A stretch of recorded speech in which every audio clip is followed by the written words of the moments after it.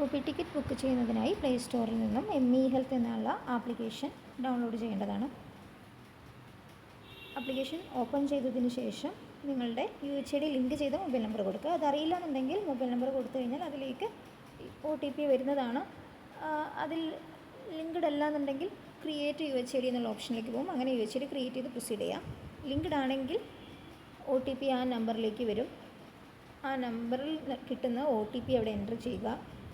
അതിനുശേഷം captcha enter ചെയ്യുക. Captcha മനസ്സിലാവുന്നില്ല എന്നുണ്ടെങ്കിൽ റിഫ്രഷ് ചെയ്ത് കഴിഞ്ഞാൽ അടുത്ത പുതിയൊരു ക്യാപ്ച വരുന്നതാണ്. അത് എൻ്റർ ചെയ്തതിന് ശേഷം വെരിഫൈ കൊടുക്കുക. അപ്പോൾ നിങ്ങളുടെ മൊബൈലിൽ ലിങ്ക്ഡ് ആയിരിക്കുന്ന UHID കാണിക്കും. അതിൽ മൾട്ടിപ്പിൾ UHID ഉണ്ടെന്നുണ്ടെങ്കിൽ നിങ്ങൾക്ക് ഏതിലാണോ ബുക്ക് ചെയ്യേണ്ടത് ആ UHIDയിൽ ക്ലിക്ക് ചെയ്ത് പ്രൊസീഡ് കൊടുക്കുക.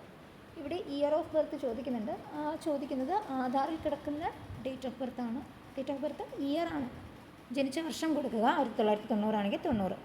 അതിൽ ബുക്ക് അപ്പോയിൻമെൻറ്റ്സ് വരും ദിവസങ്ങളിലേക്ക് OP ടിക്കറ്റ് ബുക്ക് ചെയ്യുന്നതിനാണ്. OP ടിക്കറ്റ് കിടക്കുന്നത് അതത് ദിവസത്തേക്ക് ബുക്ക് ചെയ്യും. അതിൽ ഡിസ്ട്രിക്റ്റ് സെലക്ട് ചെയ്യുക. അതിനുശേഷം ഹോസ്പിറ്റൽ സെലക്ട് ചെയ്യാം. ഹോസ്പിറ്റലിൻ്റെ ഫസ്റ്റ് 3 ലെറ്റേഴ്സ് എൻ്റർ ചെയ്യുമ്പോഴത്തേക്കും ടോപ്പിൽ അത് ലിസ്റ്റ് ചെയ്യുന്നതാണ്.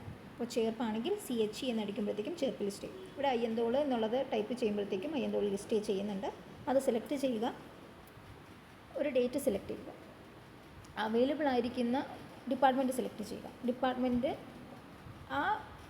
ഏതൊക്കെ ഡേറ്റിലാണോ ആ ഡിപ്പാർട്ട്മെൻറ്റ് അവൈലബിൾ ആയിരിക്കുന്നത് അത് ബ്ലൂ കളറിൽ കാണിക്കും. അതിനുശേഷം ടൈം സ്ലോട്ട് സെലക്ട് ചെയ്യുക.